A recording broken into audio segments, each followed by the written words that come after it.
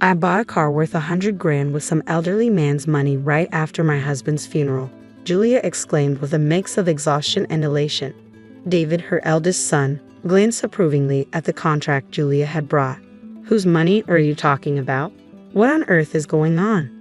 I couldn't help but raise my voice in frustration. Despite Ashley and I mourning the loss of my husband, David and his wife seemed not only unfazed but almost pleased. The insurance money will be deposited soon, plus there should be an inheritance, Julia continued, pulling out an unexpected item from her bag, a bank book belonging to my late husband. I burst into laughter. What's so funny? You're planning to use that to buy? David started, but my laughter cut him off. I feel sorry for you because that bank book, I managed to say between gasps of laughter, is practically worthless now. My words hung in the air, turning the faces of David and his wife pale. My name is Amanda Simpson. I was married to Chris and blessed with 2 children, Ashley and David. Chris came from a family of doctors with both his parents holding medical licenses. Chris himself worked tirelessly from a young age to join their ranks, drawn by his admirable character and dedication. I got to know Chris through a friend's introduction, and we became a couple. Seeing Chris's dedication, our daughter Ashley also decided to pursue a career in medicine. Though Ashley wasn't naturally academically gifted, her diligence was evident every day. As her mother, I witnessed her efforts firsthand. I never pushed her to become a doctor, but Chris was overjoyed when she decided to pursue it on her own. Mom, I got an honor rating from medical university, Ashley exclaimed one day, achieving her dream acceptance in high school. Tears welled up in my eyes at her success. It's not just an acceptance yet, I still have to work hard without letting my guard down, Ashley added humbly. I was genuinely proud to see her grow into such a kind and resilient person. However, our eldest son, David, was quite different. Born prematurely, David had always been fragile, and I might have been overly protective of him. But as he grew, he became stronger and eventually caught up with his peers physically. He excelled academically without attending any cram schools, consistently scoring perfect marks in elementary school tests. He's grown up wonderfully, I reassured myself. But in the latter half of his middle school years, David started coming home with bruises every day. David, what happened to you? I asked with concern. They're just bruises from fights. Maybe I got into some scuffles, he shrugged off my concern. He's a boy, after all. These things happen, Chris laughed it off.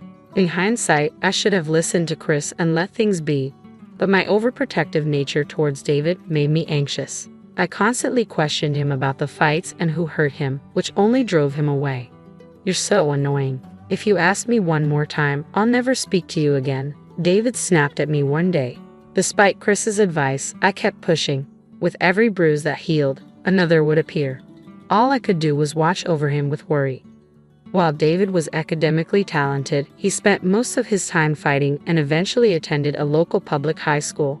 I hoped that as he outgrew his teenage years, he would discuss his future or college plans. But David remained unchanged.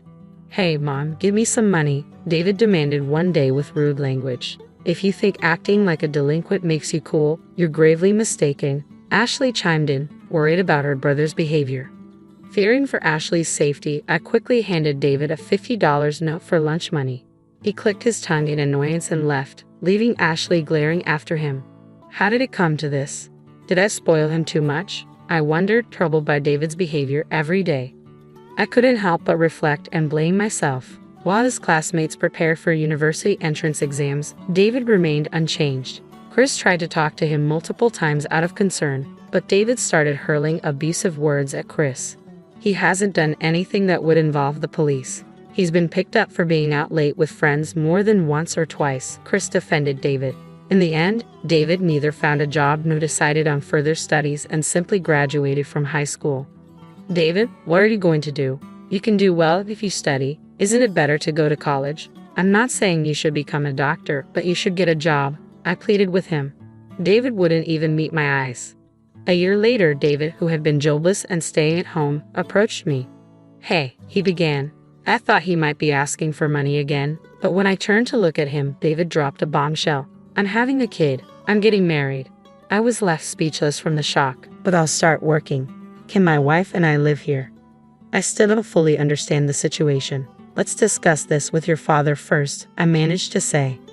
That night, Chris, David, and I had a serious conversation. As parents, we came to terms with David's decision to work and his determination to start a family. We decided to accept this new chapter. On the day we were to meet his wife, Chris, Ashley, and I waited anxiously at home. David was late in returning with her, which worried us. We tried reaching out but couldn't get in touch. Contrary to our anxiety, they finally arrived just before 3:00 p.m. "We're back," David announced. "Wow, this place is massive. It's like a mansion." "It's nice to meet you. I'm Julia," the woman David brought home greeted us. Despite claiming to be pregnant, she wore high heels and a short skirt that seemed inappropriate for the chilly weather. Her long, shimmering nails held a plastic bag from a baby goods store. "Nice to meet you. I'm David's mother," I replied, taken aback by her appearance and demeanor. "You're prettier than what David described." "Nice to meet you, Amanda," Julia replied casually. Her behavior lacked any semblance of manners, leaving me simply stunned. "Where's my room?" Julia continued, unfazed. "Oh, we haven't decided yet." "Okay, I'll just leave the baby stuff in the living room then," Julia said, entering the house and heading straight for the living room. She greeted Chris and Ashley with the same casual tone. The checkout line was so long.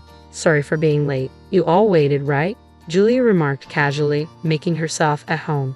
Chris, Ashley, and I exchanged glances, speechless at her audacity. We had expected a simple greeting, but Julia acted as if she owned the place, placing a ton of luggage in the living room without a second thought. I greeted Julia again, noting she was 22 years old. Apparently, she worked part-time at a bar. As a child, her parents divorced, and she was raised by her father. However, he later disappeared, and she grew up in a children's home. It must have been tough without any family, but I couldn't excuse rudeness based on circumstances alone.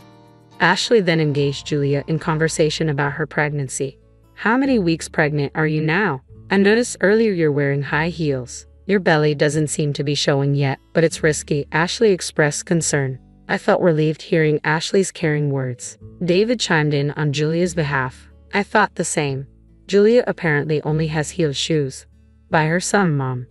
Suddenly, the conversation turned to me, catching me off guard. "Oh, don't be surprised. You probably don't know my taste, right? If you give me money, I'll choose for myself," Julia said without hesitation. I was at a loss for words at Julia's boldness. Ashley intervened sharply. "Why should Mom buy it? Why don't you, David? The baby inside me is her grandchild, isn't it?" "So what? It's your child, not hers," Julia retorted casually. Ashley was furious. Is this what a sister-in-law is supposed to be like? Hilarious. Chris remained silent, visibly uncomfortable with the escalating tension. What kind of attitude is this? She seems to be looking down on us even though we just met. However, we have to live together from now on. It wouldn't be wise to fight. I attempted to defuse the situation. In time, her maternal instincts will grow, and she'll adjust. I hoped aloud. When that time comes, she should naturally stop wearing heels and remove those nails. That's all I can hope for. Ashley, particularly concerned as a future doctor, added sharply, "Anyway, make sure you earn and buy appropriate shoes before your belly gets larger. Also, remove those nails if you can't manage a pulse oximeter. They'll definitely need to come off." With that, Ashley stormed out of the living room, locking herself in her room. Julia seemed amused but laughed when David reassured her. "Don't worry about her. She's just jealous because..." Before Julia and David's life together began, Julia went to work but neglected household chores, often using her pregnancy as an excuse. David would start jobs but frequently quit after arguments, causing headaches. Chris remained silent about their behavior, seemingly resigned to their ways. Unexpectedly, Chris collapsed at the hospital where he worked. Despite immediate treatment, he couldn't be saved. Devastated by his sudden passing, I found strength with Ashley's support to arrange his funeral. On the morning of the funeral, I told Julia, "It's fine if you stay home, Julia. Your pregnancy must make it hard for you." "Really? Okay, I'll stay home," Julia gladly accepted, understanding the custom of pregnant women not attending funerals in our region. Feeling uneasy, I noticed Dave texting Julia during the funeral. Though I warned him, I let it slide given the circumstances. After returning home, mentally and physically exhausted, Ashley and I discussed dinner in the living room when Julia descended from upstairs, handing some documents to David. "Tired, huh? Did your old man make it to heaven?" Julia remarked with a laugh. David joined in, saying, "Might be hell. You just came back from the funeral. What are you saying? Ashley snapped, furious. I lacked the energy to get angry. Come on, Ashley, just go with it. Julia shrugged, pointing at the documents she gave David. Curious, Ashley and I looked over the papers. What's this? What do you mean, go with it? I asked, my frustration growing. Chris has passed away, and while Ashley and I were grieving, you two seemed pleased instead of saddened. We'll get the insurance money, right? And there should be an inheritance, Julia continued casually, pulling out a bank book from her bag. Dad's bank book. Julia, did you take that while we were out? That's disrespectful, I exclaimed. We lived together, so it's not stealing. Besides, David knew where the bank book was, Julia retorted defiantly, glancing at David. David's silent agreement confirmed he was involved. I looked dejectedly at the bank book in Julia's hand. Chris's name was clearly written on it, but upon closer inspection, I noticed something odd about the bank book, and once I realized the cause of the inconsistency, I burst into laughter. It had been a long time since I had laughed so hard. Julia frowned at my uncontrollable laughter. What's so funny? Have you lost your mind, madam? David hurled insults at me, but I wasn't even mad anymore. All this time, I thought David was smart, but I was wrong. I feel sorry for this foolish couple, I chuckled. So, you wanted to buy a car, right? Have you signed the contract? Are you going to use that money? I feel sorry for you. Upon hearing my words, David hastily took the bank book from Julia and opened it. What the hell? There's only $3 in here, he exclaimed in shock. The couple stared at the bank book in disbelief. This is a joke. There's supposed to be an inheritance, and the insurance money should be deposited too. David fumed, echoing Julia's concern. Yes, there's an inheritance and insurance money. Both of my parents-in-law passed away early, and Chris had a lot of inherited and accumulated assets, I explained calmly. Notably, Chris wasn't just a doctor but also owned several hospitals. His total assets amounted to $1 million. However, most of those assets have been donated and are now gone. The medical fees he received from patients, he wanted to use them to help other patients. Didn't you know? He made a large donation, and it was in the newspapers. David began to tremble, realizing his ignorance of family matters and his lack of interest in reading newspapers. Moreover, the remaining money is managed in an online bank. I can't access it until we complete the inheritance procedures. What about the insurance money? When will it be deposited? Julia interjected, grabbing the bank book in a rush. Ashley, who was standing next to me, began to laugh. Don't you know, insurance money is not deposited into the account of the deceased, but to the beneficiary's account. It'll be transferred to my account and my mother's. Hearing this, Julia's grip slipped, and the bank book fell from her hands. David looked dumbfounded, and Ashley and I exchanged amused glances. What am I going to do now? I've already signed contracts, Julia muttered in disbelief. I had added so many options and they told me I couldn't cancel. Mom, please, just this once, lend me some money. David knelt beside the distraught Julia. It had been so long since he called me Mom. It felt unfamiliar, as if a stranger was asking for a favor. I don't know, figure it out yourselves. I pushed them away coldly. Today, I couldn't forgive the actions of my eldest son and his wife. I'm sure Chris felt the same. Mom, you must be tired. Let's go to bed, Ashley said, intervening. Yes, I'm not in the mood for dinner either. Ashley and I stood up, ignoring the two who were sweating in the living room, and headed to the bedroom. It seemed that during the funeral, David had been communicating with Julia about a deal. I thought they were concerned about their health, but it seemed the car was more important than their unborn child. In his lifetime, Chris always said he didn't want to leave a single penny to David and Julia. As planned, the insurance money was transferred to Ashley and me. Chris died young, and David, even after starting a family, remained unreliable. Chris had thought about what might happen after his death and left a will. According to the will, the house, real estate, and most of the remaining cash were left to me. He nominated Ashley as the successor to his hospital and bequeathed his personal investments to her. David was given a large piece of land in the countryside. As we opened the will and heard its contents, Julia said, So can't we sell the land and buy a car? Listen to the end. I interrupted Julia and continued reading. With that land and some of the cash, take $100,000 for building the house and leave this home. What does that mean?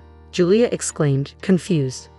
We were at the probate court. The will had been validated and carried full legal force. I explained calmly. It means exactly what it says. You get the land and money to build a house. You should be grateful. But this house should eventually belong to David, the eldest son, right? Julia looked at me as if pleading for help. I responded with a smirk. It's what I received. I decide who to give it to. You damn old woman better start packing your bags when you get home, huh? David interjected angrily.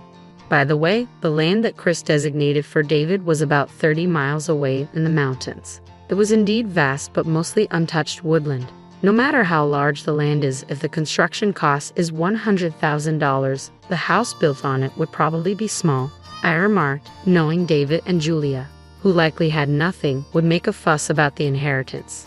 Whether Chris gave them the land with that in mind, I don't know, but I believe Chris created an environment where Ashley and I can live peacefully. Besides, David and Julia shouldn't even have any right to receive anything.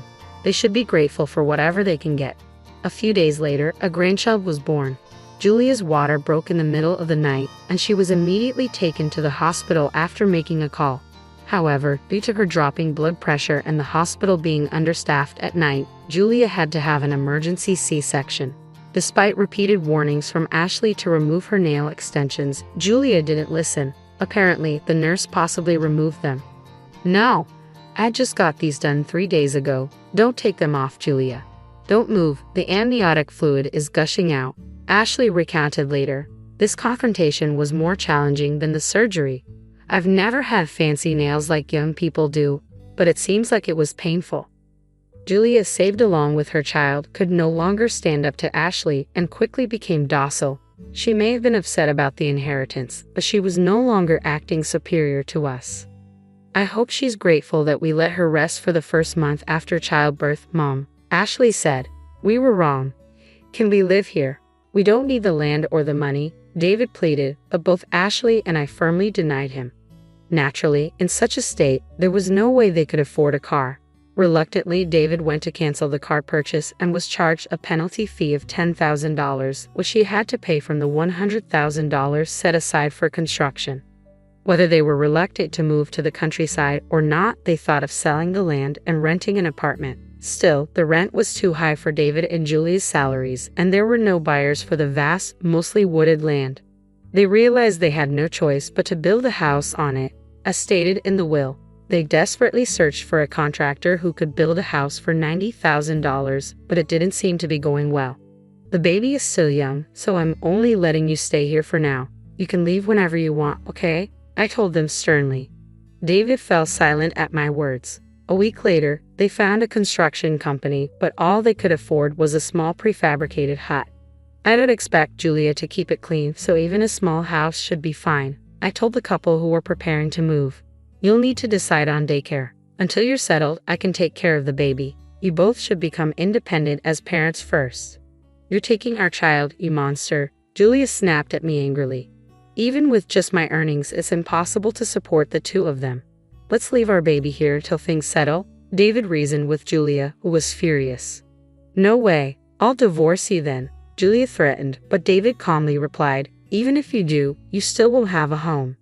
Realizing the futility of arguing, Julia quietly packed their things and they left. I felt sorry for the baby, but having parents like that might not make much difference. Of course, if they changed their ways, it would be best for the baby to be raised by her own parents. But I can't help but think that the baby might be happier being raised by Ashley and me, I reflected. David and Julia, who moved to their new land, contacted us almost every day. If it was about the granddaughter, I was happy to reply. But all they ever asked for was money. When ignored, they sent pictures of snack bread for dinner. Ashley laughed when she saw this. Even if they ruin their health, they won't be able to afford medical bills, Ashley chuckled. In the countryside, a car is essential. They're currently driving a used car they bought for $3,000, which frequently stalls, I noted. They might be saying this to gain our sympathy, but they don't know it's just a laughing matter for Ashley and me. They probably won't be able to take their daughter back in this situation, but I think it's okay as long as we can live with our adorable granddaughter, Ashley added. As she turned 3, she proved to be very cute, kind, and nothing like David or Julia. She was a hard worker. Ashley bought her a number puzzle, and she eagerly learned numbers and could already read letters. David and Julia are still living day by day. Occasionally, when they receive pictures of their daughter, they exclaim, "Super cute," as if looking at a stuffed toy. Ashley remarked, "It still seems impossible for the two of them to become parents. When the granddaughter grows up, I hope she can learn from her parents' mistakes and grow up straight. That's what I think." When I was around 8 years old, I accidentally broke a vase that meant a lot to my stepmom. She never really seemed to like me much, and she gave my dad an ultimatum. It's either her or me. I was sure my dad would choose me because we were really close, but that night he said I was going to stay at Grandma's. I couldn't believe it until I actually got there and he left. That moment changed something inside me. He called me every day and tried to visit as much as he could, but I couldn't pretend to be happy because I wasn't home. I stopped pretending pretty quickly. Looking back, I realized I acted like I didn't feel anything towards him. No anger or sadness, just numbness. Sometimes I overheard my dad complaining to Grandma about how I had changed. When I was 9, I told my mom I wanted to live with her all the time because I couldn't stand talking to my dad or seeing him anymore. Even though her apartment was small, she agreed. Honestly, I slept in her bed until I moved in with my fiancé. But I didn't mind because she's my mom, and it was better than being alone in my own room with him around. My mom and I got really close, and she signed me up for after-school activities so I could avoid my dad, and eventually, we just stopped talking to each other. I'm grateful for it because it meant I didn't have to be around him. A few years ago, my stepmom had a baby, and everyone was celebrating. But I was glad I wasn't there and hadn't even met the kid yet. I only saw him on special occasions or when they visited Grandma's house when I happened to be there. My fiancé proposed to me recently in a low-key way, and I only told a few family members about it. Now even Grandma knows how little I talk to my dad and how I keep him out of the loop. So it was a shock when my dad called me, inviting me to a family dinner to meet my fiancé and my new baby brother. I made up an excuse because I wasn't interested. Turns out Grandma spilled the beans, and I got angry with her for telling my dad about my engagement.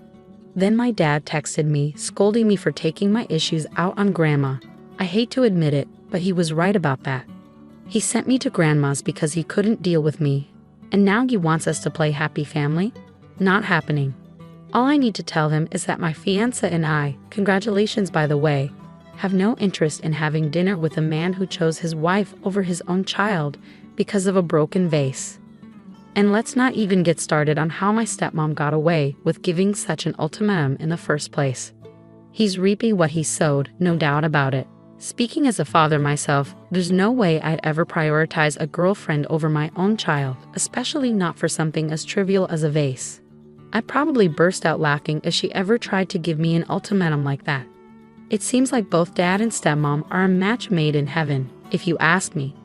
Honestly, I'd be tempted to send them a Goodwill vase with a sarcastic note like, "Since you missed the wedding, here's a vase you can walk down the aisle anytime you want." Or maybe even a photo of the vase dressed up like a bride. If the OP is Jewish, perhaps she and her fiancé could film themselves smashing vases in a wedding-style video. Oh, but why not send a vase to your dad and stepmom to congratulate them on the new baby, along with a card? You could write something like, "Hope the new baby doesn't break anything too precious. Grandma's not getting any younger raising your kids," or even, "The day you chose your wife over your own child was the day I stopped being your daughter. Please refrain from contacting me, as I have no interest in maintaining a relationship with you." It's powerful and eloquent. And OP, don't forget to apologize to your grandma, but make it clear that you'll have to limit what you share with her if she continues to pass information along to your father. I have 2 sons who are in their preteen years from my previous relationship. My ex and I split up because of various issues, one of which was Emily, a woman he worked closely with for years. They became very close, and she often made remarks to me about how my ex deserved someone better than me and accused me of trying to tear his family apart. Sometimes she even pretended to be his wife at work events, which my ex would just brush off. Besides, he wasn't great at handling finances and other responsibilities. After we separated, my ex officially started dating Emily, which wasn't surprising to me at all. Emily became even more hostile when she realized that my ex's family still liked me and continued to include me in their gatherings, especially when she noticed that my sons weren't thrilled about the situation. She saw herself as their dad's new girlfriend. Emily went as far as to insult my ex's mom for praising me as the best mom during a family dinner. The judge warned my ex about using Emily for custody exchanges and dealing with our boys' issues. She had confronted me multiple times during exchanges, showing hostility and even saying things that could be seen as trying to turn the kids against me. Despite the warning, my ex continued to let her handle things, and he was fined for disobeying the judge's orders. He was told that if it happened again, custody arrangements would be changed. Lately, there's been more attention directed towards me. Emily, unable to have children of her own, wants the boys to see her as a mother figure. They came to me for guidance, but I refused, stating that Emily wasn't their mother and I wouldn't endorse it after the years of verbal abuse from her. During an awards night at school in June, Emily insisted the boys take photos with her for the school newsletter. But they refused, stating she wasn't their mom. My ex scolded them, but I stayed silent. When X and Emily criticized me for not supporting them and allowing disrespect, I defended the boys, stating that what they said wasn't disrespectful. They accused me of being a bad parent and teaching the kids to disrespect women, but I stood my ground. So am I the one in the wrong here? Definitely not. They were just stating the truth, and it's pretty amusing how they're trying to enforce respect while being disrespectful themselves. Should I consider seeking a modification of custody based on their behavior? Because honestly, your boy's well-being is at risk with these two. She's not their mom, and they're not replacements just because she can't have kids of her own. They're children, and if they don't ease off, they'll only push them away and damage their relationship permanently. What happens when nobody's around to protect them at his place? Will your ex prioritize your sons or his new wife? Let's face it, they were emotionally involved at least. How blind are Emily and your ex? This is exactly how most kids feel about their dad's new partner. They're never going to see her as their mom. And when she said she wasn't asking but ordering them, their response was spot on. She's not their mother, so she can't give them orders like that. It's a fact that Emily isn't their mom. And by being hostile towards their actual mother, she's not going to earn any motherly role in their lives. Your ex is making a huge mistake. He's letting his wife jeopardize his relationship with his own kids.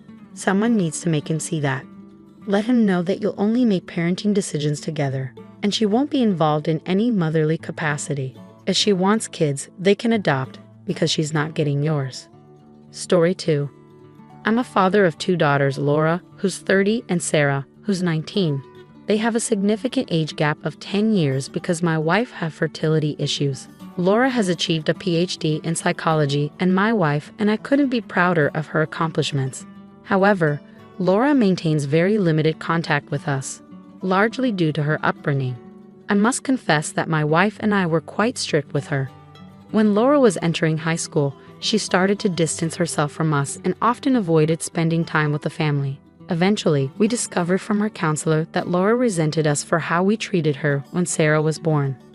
Reflecting on our past actions, my wife and I decided to raise Sarah differently. We made a conscious effort to be more encouraging and supportive whenever Sarah faced challenges, aiming to provide her with a more positive upbringing. Unfortunately, this led to resentment from Laura, who felt that Sarah had a much easier childhood compared to her. As Sarah entered high school, we encountered behavioral issues such as disrespect and dishonesty, which caught us off guard. Despite this, we chose not to intervene significantly, fearing that Sarah would come to resent us as Laura did. As both girls excelled academically, we held on to the hope that everything would turn out fine. However, Sarah's behavior worsened during her final year of high school. Despite the escalating problems, we hesitated to take action, fearing that intervening would only strain our relationship with Sarah further. Fast forward to the present, Sarah is 19 and attending university, while Laura is enjoying financial success in her career. Recently, Sarah found herself in trouble after attempting to flirt with one of her professors and sending inappropriate pictures. Fed up with her behavior, my wife and I confronted her about her actions, expressing our disappointment and frustration. In the days that followed, I often found myself comparing Sarah's behavior to Laura's successes, highlighting Laura's respectfulness and achievements. One day, I even mentioned to Sarah that perhaps I should have raised her more like Laura. This comment struck a nerve, and Sarah lashed out. She accused me of mistreating Laura during her childhood, expressed her indifference toward my wife and me, and accused me of favoritism toward Laura. Sarah also revealed that her resentment and disrespectful behavior toward us stemmed from reading a journal that Laura had given her, where Laura had written about the punishments she received from us during her high school years. Story 3. When I was around 8 years old, I accidentally broke a vase that meant a lot to my stepmom. It seemed like she never really liked me, and she gave my dad an ultimatum. It's her or me. I thought my dad would pick me because we were so close. But that night he said I was going to stay at Grandma's. I couldn't believe it until I got there and he left. That moment changed something inside me. He called every day and tried to visit often, but I couldn't pretend to be happy because I wasn't home. I stopped pretending quickly, and looking back, I realized I acted numb to him, not angry or sad, just emotionless. Sometimes I overheard him complaining to Grandma about how I had changed. When I turned 9, I told my mom I wanted to live with her full-time because I couldn't stand talking to my dad or seeing him anymore. Despite her tiny apartment, she agreed. I slept in her bed until I moved in with my fiancé. But I didn't mind because she's my mom, and it was better than dealing with him every day. My mom and I grew incredibly close, and she kept me busy with after-school activities to avoid my dad, until contact eventually faded away. I'm grateful for it because I didn't have to endure being around him. A few years back, my stepmom gave birth, and there was a big celebration. I was relieved to be nowhere in sight and hadn't even met the kid yet. I'd only caught glimpses of him on birthdays or when they visited Grandma's house while I was there. About a week ago, my fiancé proposed to me in a low-key manner, and I shared the news with my mom, Uncle Mom's cousin, and Grandma. Now Grandma knows how little I communicate with my dad and how I keep him out of the loop. So it was quite unexpected when my dad called, inviting me to a family dinner to introduce my fiancé and meet my new baby brother. I made up an excuse because I wasn't interested. Grandma was the one who spilled the beans, and I ended up getting mad at her, even yelling for telling my dad about my upcoming marriage. Not long ago, I received a text from my dad chastising me for involving Grandma in my issues with him. As much as I hate to admit it, he was right about that. So he sent me packing to Grandma's because he couldn't be bothered, and now he wants to pretend everything is fine. No way. All I need to say is that my fiancé and I, thanks for the congrats, have no desire to have dinner with a man who chose his wife over his child because of a broken vase. And let's not even start on how stepmom got away with issuing such an ultimatum in the first place. He's reaping what he sowed, no doubt about it. Speaking as a father myself, there's no way I'd ever prioritize a girlfriend over my own child, especially not for something as trivial as a vase. I'd probably burst out laughing if she ever tried to give me an ultimatum like that. It seems like both dad and stepmom are a match made in heaven, if you ask me.